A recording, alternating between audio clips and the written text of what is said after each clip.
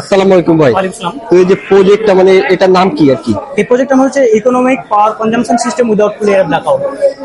এটার কাজ কি মূলত? এটার কাজ হচ্ছে যে আমাদের একজনের কারণে অন্যজন যে লোডশেডিং এর আওতায় পড়ে এটা করবে না, একমাত্র যে বেশি ইউজ করবে সেই লোডশেডিং এর আওতায় পড়বে।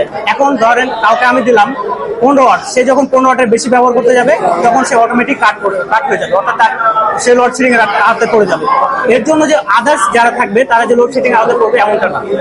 এবং এর আরেকটা বিষয় হচ্ছে যে এটা দ্বারা হচ্ছে যে আমরা ফিল্ডে যখন আমরা কাজ করতে যাইবো তখন তো আমরা এটাকে অ্যাপস এর মাধ্যমে মানে অফ করতে পারবো, অন করতে পারবো এবং মনিটর করতে পারবো পুরোটা। এই একটা আমাদের জন্য এই সিস্টেমটা।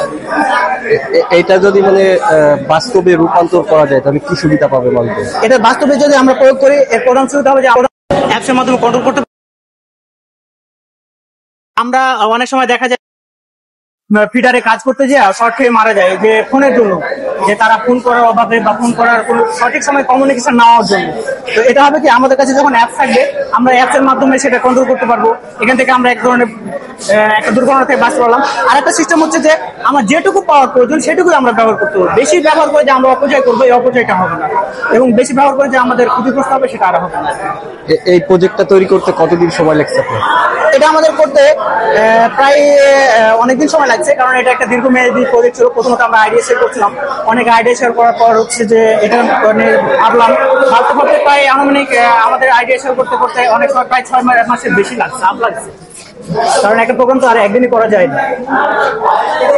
আর আপনি হচ্ছে কোন ডিপার্টমেন্টে আর কোন সেমিস্টারে আছেন এখন? সরি, কোন ডিপার্টমেন্টে? আমরা হচ্ছে যে ত্রিপুলি ইলেকট্রনিক্স টেকনোলজি, ঢাকা ইউনিভার্সিটি। তো ভাই এই প্রজেক্টটা কিভাবে কাজ করে একটু দেখান।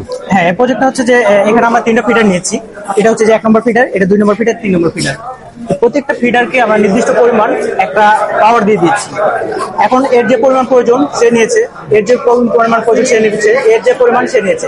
এখন দেখা গেল কোনো এক কারণে এর আরো বেশি প্রয়োজন, তখন যদি এর বেশি প্রয়োজন হয় তখন দেখা যায় যে আমাদের দেশে যেটা হয় যে এর কারণে সব 3 জনই লোডশেডিং এর আওতায় পড়ে যায়। সো এখানে দেখা যাচ্ছে যখন এ বেশি কারেন্ট ইউজ করবে তখন সে অটোমেটিক ট্রিপ হয়ে যাবে, অর্থাৎ ওর কারণে আদার্স যে পার্সন আছে তারা লোডশেডিং এর আওতায় পড়বে না, অটোমেটিক সে ট্রিপ করবে। এখন যদি এ আবার বেশি ইউজ করে তবে এও সে লোডশেডিং এর আওতায় পড়ে যাবে অটোমেটিক। কিছুক্ষণ করতে সময় নাই, সুবিধা চাপা। হ্যাঁ, মানে একজনের কারণে আরেকজন লোডশেডিং এর আওতায় পড়বে না। এখানে যে বেশি ইউজ করবে সেই শুধু লোডশেডিং এর আওতায় পড়বে। এখন দেখা গেল এদের দুইজনের, তখন আমরা সে আমাদেরকে বলে দিল যে আমাদের এখন অনেক পরিমাণ অট প্রয়োজন, আমাদেরকে একটু দেন। তখন আমরা বলবো আচ্ছা ঠিক আছে, আপনার যতগুলো অট প্রয়োজন আমরা আপনাদের দিচ্ছি। এখন দেখা যাবে যে এখানে কাউন্টার তাদের যে পরিমাণ এখন আমরা চাইলে জি স্যার 3টা এসি আছে, আইপিএস আছে,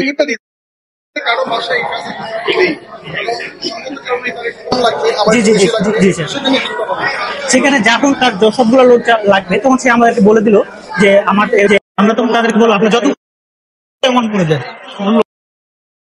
সে পরিমাণ যখন আমাদের লোডে আমরা প্রেস করে